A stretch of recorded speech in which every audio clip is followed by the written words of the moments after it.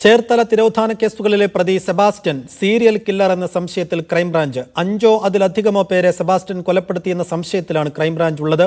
തിരോധാന കേസുകളിൽ സെബാസ്റ്റ്യന് സഹായികളുണ്ടെന്ന വെളിപ്പെടുത്തലുമായി കാണാതായ ഐഷയുടെ ബന്ധു രംഗത്ത് വന്നു. ചേർത്തല പള്ളിപ്പുറത്തെ സെബാസ്റ്റ്യന്റെ വീട് നാളെ തുറന്നു പരിശോധിക്കും. 2020 ഒക്ടോബർ 19-നാണ് ചേർത്തല വള്ളാകുന്നം സ്വദേശിനി സിന്ധുവിനെ കാണാതാകുന്നത്.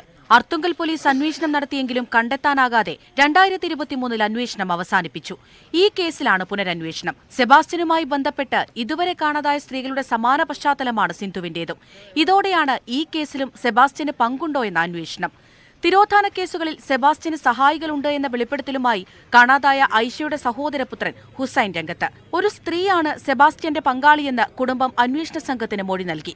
സെബാസ്റ്റ്യന്റെ വീട്ടിൽ നാളെ ക്രൈംബ്രാഞ്ച് പരിശോധന നടത്തും. സെബാസ്റ്റ്യന്റെ സാന്നിധ്യത്തിലായിരിക്കും പരിശോധന.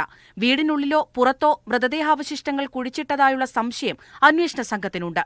മീഡിയ 1 ആലപ്പുഴ.